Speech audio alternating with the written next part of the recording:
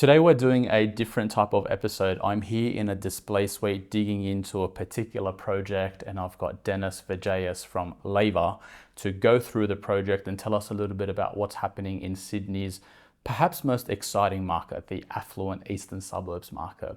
The product is called Bowey and it's very unique. It's coming to Bondi, and we're going to dig in and have a look at what's happening in the Bondi market and the greater eastern suburbs market.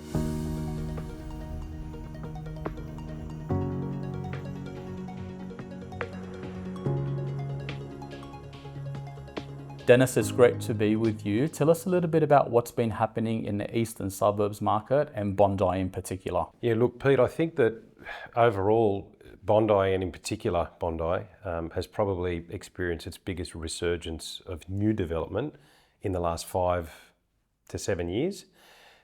Traditionally, obviously, Bondi being kind of the premium beach of the eastern beaches, has always had a little bit of a funny reputation.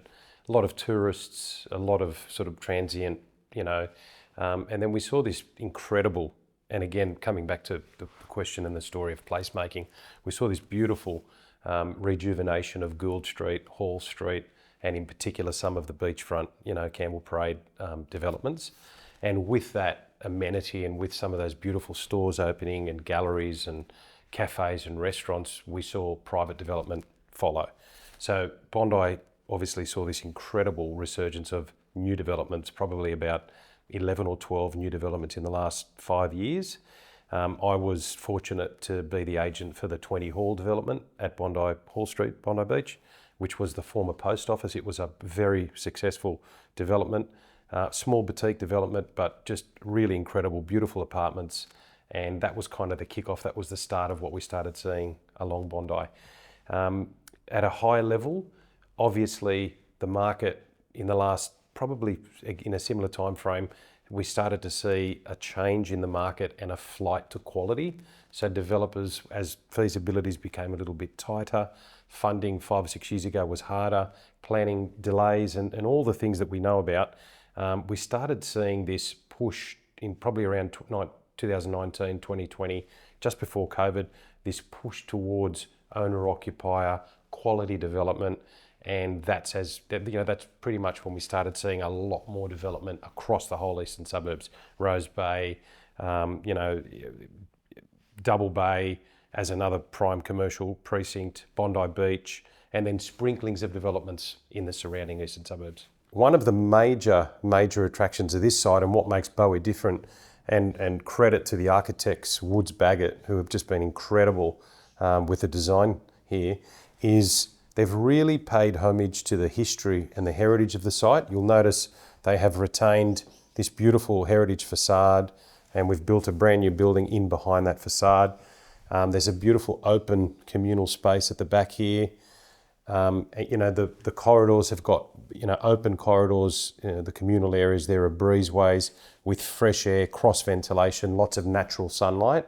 So there's a real focus on wellness and natural light and fresh air, and the apartments are designed so that almost every single room has actually got views out to the district. Now, in terms of the type of buyer profile, who's buying and who's investing? Is it an owner-occupied buyer? Is it an investor? Is it a downsizer? Because in the past few episodes, what's become apparent is that the downsizers are a big segment in this market. How relevant are they to this kind of project? Yeah, really good question. And they obviously represent a large portion of transactions, particularly for brand new apartments and particularly the higher end or the sort of mid-range to higher price product is generally downsizers.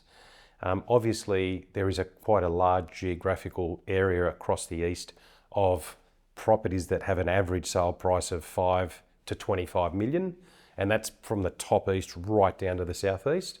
And a lot of those, ownership of those homes are people in that age now, 60, 70, 80, that need to downsize. So they represent a very large portion of the market. They generally prefer and will actually look for brand new apartments. They don't want to go into an old building that's walk up, doesn't have a lift. And fundamentally, in order of sort of priority, They are a very astute buyer, they're very educated, they're obviously owned lots of assets and properties in the past. So they're really, really switched on with the key fundamentals. First and foremost, location key. Secondly, concept of the building design and the scheme, very important. Layout, a really, really spacious, comfortable, smartly, well-designed apartment is key to them. And then all the key points obviously being they love, in a brand new building, they want, all the normal amenity, lift access, security, privacy, aspect, very important. There are 2 tiers, probably actually 3 tiers of downsizers. We have our absolute premium downsizer that will only want a trophy location. That could be harbourfront, it could be absolute beachfront. We then have our mid-range downsizer. They're a little bit more comfortable with locations that aren't as prime, but they're, size of apartment and layout, very important. And then we have our entry point downsizer, and they'll generally go into larger buildings, slightly smaller unit sizes, but they still want amenity close by. They want the shops, they want that lifestyle. What I've seen in in the 30 years that I've been in the market, as the market evolves, what we're seeing is the evolution of really active downsizers. So when you say downsizers, they're broken into categories.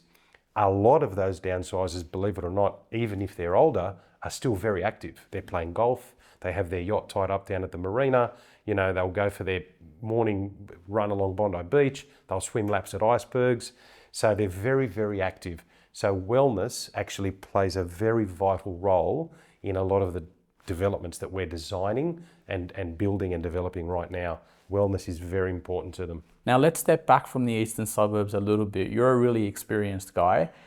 You've been working in the east, but how are you reading the overall Sydney market at the moment? And where do you think the eastern suburbs product sits in that market? Yeah, look, I think as looking at it really high level, the apartment market has had a really interesting journey since, let's say, COVID.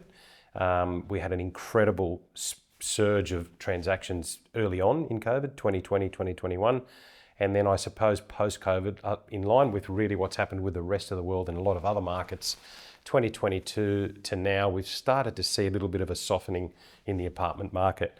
Notwithstanding, we're still doing a lot more transactions than I would expect, considering what the world's been through post-COVID and a lot of the noise around what's going on around the globe.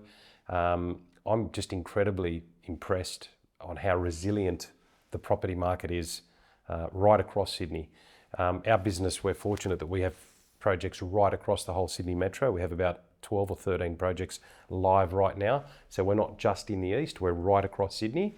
And albeit the slightly better quality developments in better locations are selling a little bit better, we're still transacting in almost every project right across Sydney. And those price ranges vary, Pete. They're from entry point $900,000 apartments right through to $10 million apartments, $15 million apartments here in the east. I want to ask you a personal question. You've been in real estate for a while. What do you think are the key fundamentals behind a good investment? And what do you think people should be looking out for, particularly when buying brand new? Because brand new sometimes gets tarnished with a bad brush, but some of the best investments I've made have been brand new properties. What are the key elements for you? One of the big things that has happened in the industry, albeit it's to the detriment of, in terms of development, planning, delays, the planning portal, just the red tape associated with all of that has just been really exhausting for developers, time consuming, and time is money. So it's to the detriment of development. However, what I can say has been a real positive is with all of those changes and legislation fundamentally, developers now need to almost get to CC stage before they start building. In the past, we'd have developers, and it was very common, that they would have a DA approved site, and as they went on the journey of construction, that's when they would start to pretty much put together, consultants would put together the work as they went, kind of like a CC, and they design and plan and engineers and things would sort of evolve. Whereas now, all of that has been brought to the forefront. Developers need to have everything finalised at basically CC, every single part of it all of the consultants, engineers, hydraulic, landscaping, every little bit of it needs to be finalised before they actually even put a hoarding up. So what I think has been a massive issue in the past is because of the lack of legislation around some of that, there's just been a lot of loose ends, and developers who I suppose aren't as experienced really cut corners. And some of the things that we saw that we're all very familiar with, the Mascot Towers and so on, they are as a result of developers really just cutting corners, not doing things properly, not having documentation in place, and these faults happen, and to the detriment of the retail customer. So I'm really supportive of the changes in legislation which have enabled a much more stringent, watertight journey for the developer in terms of design, documentation, planning, the builder, everything being lined up properly. And I think that's a huge benefit to the end consumer. There's no grey areas. I can't remember the last development we did in the last 5 years where there's actually been a material change in the development where a buyer has had to say, you know what, I need to pull out because this isn't what I signed up for. So I think fundamentally that legislation and change has improved them. And finally, one of my favorite questions, what have you learnt about yourself as a leader, having built a business, growing and scaling a business, and also what have you learnt about yourself as an investor? Wow, another great question, Pete, putting me on the spot here. Patience. This market, and the last 5 years in particular, you've had to be really patient and resilient with really what the market has thrown at us. And the space that we operate in, we're one of the unusual sort of beasts where we sit between the wholesale end and the retail end of the market. Our developers, obviously representing the developers from a sale point of view, and just really understanding the journey that they've gone on and the challenges around delivering product, supply shortage, funding, planning delays, things that we all know about. And then at the retail end, our customers, they've been belted. When you think about what's gone on in the world, starting with COVID and what's happened post-COVID, cost of living, genuine concern, inflation, interest rates through the roof, global uncertainty, Trump tariffs recently, it's just a non-stop. So really, we've been caught sandwiched in the middle of all these challenges. We've sort of had to fight 15 fires. And it really has taught me as a business owner and as a leader to really just be patient. It's both hands on the wheel kind of stuff as a business owner and leader. And I suppose one of the points of difference of our business is that my partner and I are very hands-on in the business from right across the whole gamut. From a project coming in, we're very involved at the very early stages, right through to actually being on the sales floor. This project that we're going to look at today, I'm actually the selling agent for the developer right here on the ground. So it's very much, as I said, hands on the wheel stuff, but probably patience and resilience and just really just turning up every day and just continuing to do the little things. And I'm actually quite optimistic about the future of the market in the next few years.